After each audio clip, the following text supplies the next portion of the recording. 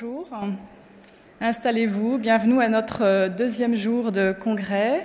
Nous commençons très sérieusement sur le thème « La protection sociale, quel choix de société et quelles options pour les associations ?» Nous allons accueillir, et nous les remercions, Christelle Prado, qui va nous rejoindre tout à l'heure, qui est présidente de l'UNAPI et vice-présidente du CNCPH, Chantal Richard, qui est secrétaire confédérale à la CFDT, Étienne Cagnard, qui est président de la Mutualité française, et Daniel Lenoir, qui est directeur de l'ARS du Nord-Pas-de-Calais. Nous allons aussi accueillir Jean-Claude Barbier, directeur de recherche au CNRS, Henri Noguès, professeur émérite à l'Université de Nantes, tous deux membres du conseil de prospective de l'UNIOPS. Dans quel contexte abordons-nous cette réflexion ? Comme nous le savons, les systèmes nationaux de protection sociale assis sur le plein emploi, fondés sur des mécanismes instituant une combinaison de solidarité publiques et professionnelles, sont aujourd'hui en difficulté face aux transformations de l'économie, dans un contexte de crise et de déficit public récurrent. Ils sont aussi en difficulté face aux transformations de la société qu'elles peinent à appréhender, avec des recompositions des structures familiales, avec l'évolution de la pyramide des âges, avec des attentes différentes désormais vis-à-vis de la protection sociale. Alors, quelles sont les perspectives ?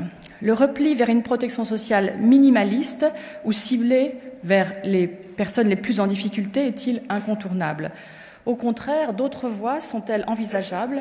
Et peut-on, par exemple, tabler sur une protection sociale conçue comme un investissement social, facteur de richesse pour l'économie et composante indispensable de la cohésion sociale ?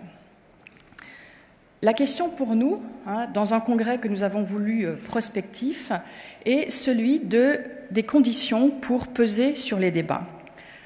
À l'UNIOPS, la prospective a une double assise. La prospective est d'abord une responsabilité d'implication. Nous avons placé nos travaux depuis plusieurs années sous l'éclairage de l'éthique de la responsabilité au sens de Gaston Berger, qui avait lancé cette perspective dans les années d'après-guerre. C'est en somme une philosophie de la prospective au sens initial que lui ont donné à l'UNIOPS M. Jean-Michel Bloch-Lenné, ancien président de l'UNIOPS, et Philippe Lignot, ancien président du Conseil de prospective. La prospective, c'est aussi pour nous, très concrètement, une méthode d'investigation et de mobilisation. Il s'agit, comme le dit régulièrement Robert Laffort, actuel président du Conseil de prospective, de monter en généralité, c'est-à-dire de nommer les questions sociétales, les orientations générales que masquent souvent nos jargons très techniques et nos réformes tellement complexes que parfois nous en perdons le sens. Il s'agit de monter en généralité, certes, mais pas au plan théorique seulement, pas au plan seulement des concepts. Il s'agit d'articuler en permanence un lien entre acteurs et chercheurs.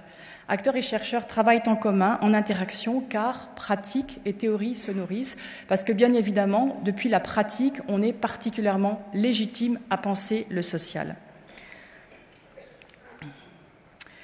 La protection sociale et les associations, dans une perspective prospective donc, c'est pour nous un champ d'investigation et d'implication pour les associations de solidarité qui mobilisent leur rôle politique sociétal.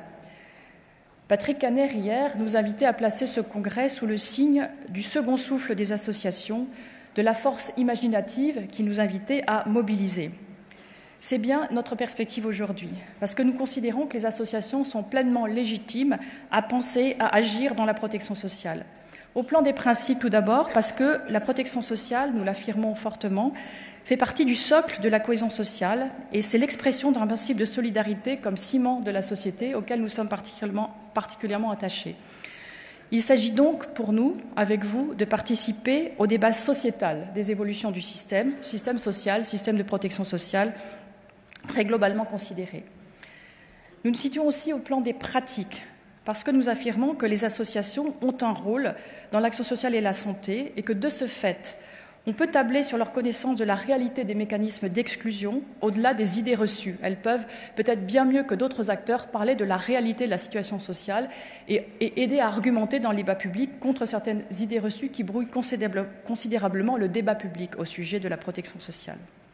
Elles ont aussi, c'est ce que de nombreux témoignages nous permettent d'illustrer sur le congrès, vous pourrez en avoir l'observation en circulant dans les différents espaces forums, dans les ateliers, elles ont aussi la capacité à expérimenter des réponses positives en termes d'innovation, en termes de coopération, pour optimiser, je mets des guillemets, la protection sociale. Donc, Nous allons commencer cette séquence en écoutant des paroles d'acteurs qui illustrent aussi un parti pris, celui de la légitimité des associations à agir dans la protection sociale et à penser la protection sociale.